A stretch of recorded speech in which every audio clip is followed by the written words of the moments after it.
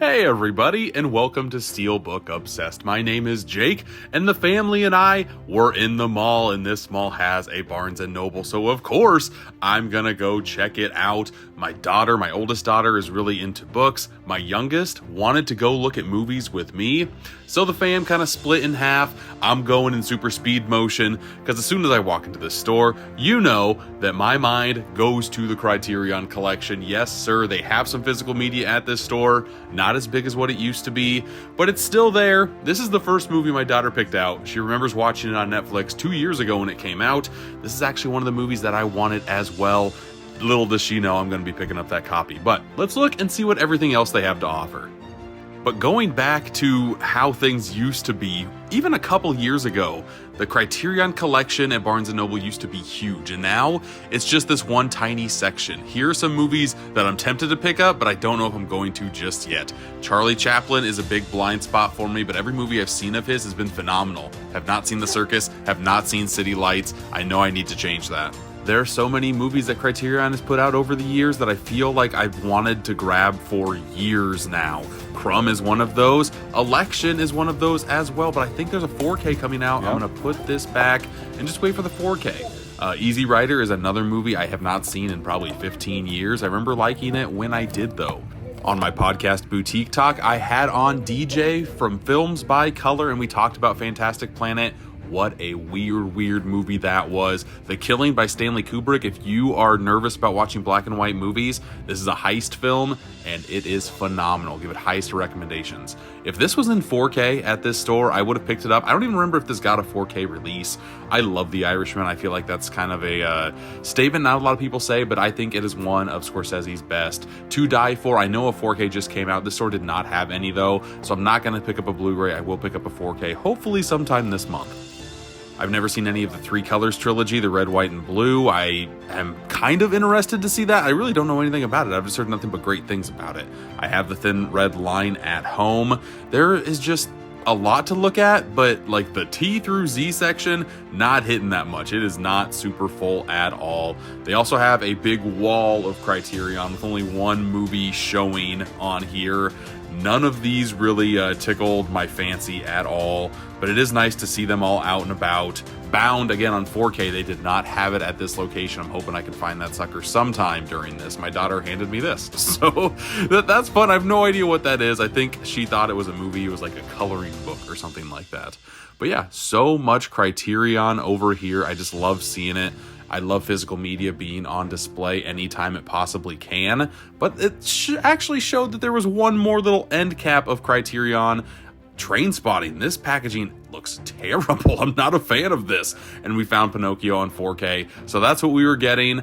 I got a bag of my goodies. My kids got a bag of their goodies. That's what you do at the mall. So Barnes & Noble trip number 1 for the month is in the books. I found a couple of releases I was very much looking forward to. One in particular. The other one was a very whim pickup. I knew I was getting one, and I felt like I should just get another one.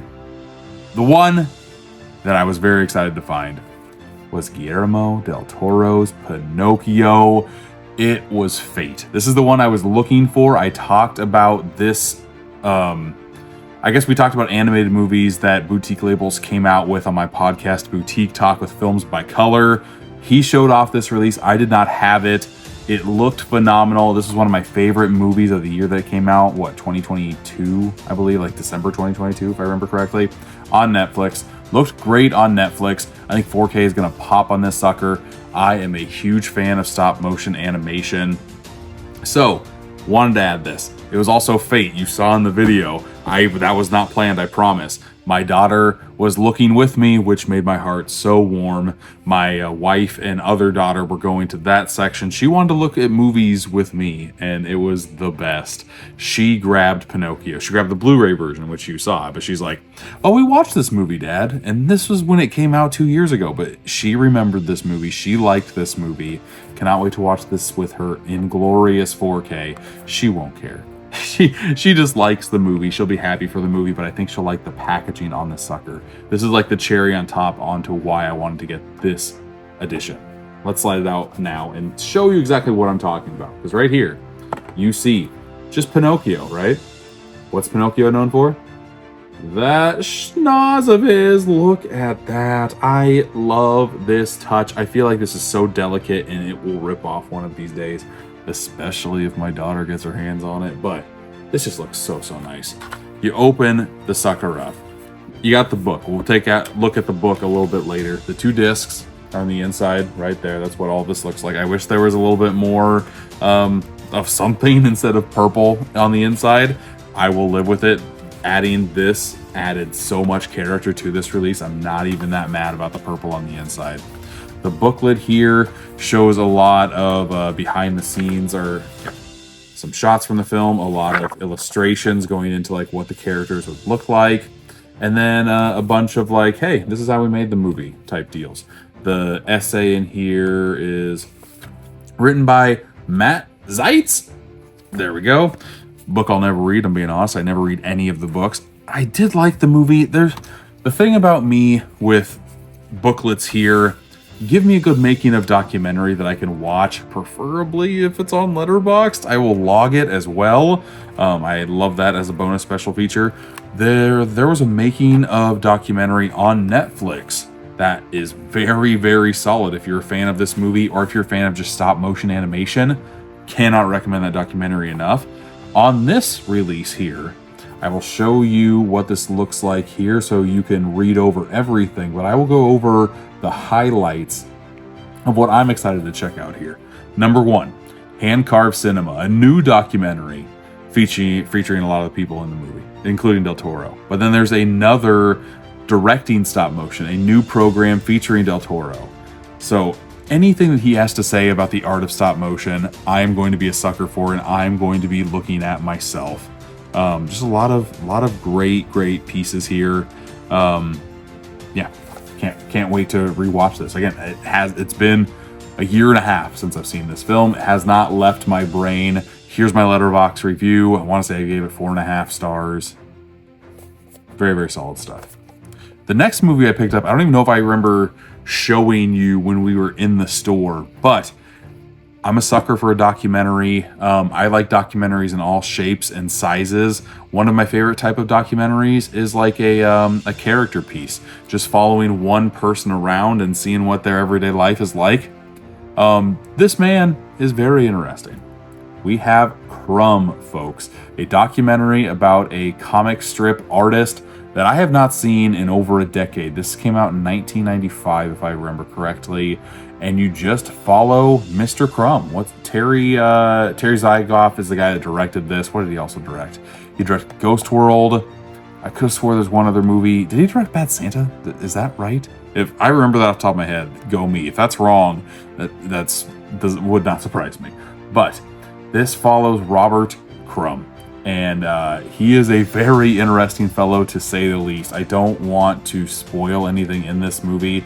There's not a lot to spoil, just a lot of like pieces that happen. Just following this man and his life, just his everyday things that he does. He's quite the character. The comic strips that he writes are phenomenal, and you can see why that type of humor comes from this type of character's brain. Makes a lot of sense. There is not a lot of special features on this sucker. There is a audio commentary, one with Roger Ebert, which makes me very happy. It's with the director and Roger Ebert, which is very cool. I don't really listen to a lot of commentaries. This is one that has my attention. And then there's 50 minutes of unseen footage. There's no documentary or anything, kind of a bummer. There's no, I guess a gag reel on a documentary isn't necessary. But very excited to check this release out as well. Here is what the disc and inside and booklet look like. Flip this sucker out. It comes, I have not looked at any of this stuff yet. I literally opened all of this right before I started recording right here. And there's some nudie bits, so I'll put my finger over here. But I love how there's like one of his Mickey Mouse drawings in here. Yeah, just a lot of different sketches and a lot of different just documents from this man and everything that he's made. A talent test, if you would. There's that. And then it also comes with another booklet. I cannot wait to rewatch this sucker. I loved this documentary so much, and I feel like my love for documentary has only grown since I've seen this movie. There's some of his artwork, more of it to kind of look over and see if it is up your alley or not. A lot of just making of shots from the movie. Just, yeah, this might be one that I actually read. Kind of like the Pinocchio one. I feel like I've only read like a handful of booklets that come with these movies, but the ones that I have read, the majority of them have been from Criterion. That's the first boutique label that I fell in love with. It's the one that, even though I've discovered a lot more boutique labels, it's the one that still feels comforting to add to the collection. It feels like you're adding a piece of film history to the collection. You can add a lot of schlock from Vinegar Syndrome and a lot of other various boutique labels, but when you blind buy a Criterion, more often than not, it's a rewarding experience once you actually put it in the player. I will say that. And I still love to blind buy from time to time. Maybe the next time I go out, the next time you see me do a pickup video from Criterion, it'll be a group pickup. There are a group of content creators coming to my neck of the woods to go and hit up some of the spots that I hit up all the time. And I can't wait to share that experience with them, and I can't wait for you to see that experience happen as well. I have a lot of stops for them to kind of get their feet wet in what I have the opportunity to shop at. And yeah, I'm just excited to hang out with fellow movie lovers. Should be a fun time, but that'll come later. Thank you for watching this video. Again, there's going to be another Criterion stop sometime this month. If you like that content, make sure you follow. If you like other content creators here on YouTube, a lot of them will be in future videos here in the next few weeks. So follow, like, stay tuned for the most part. And until next time, I'll see you.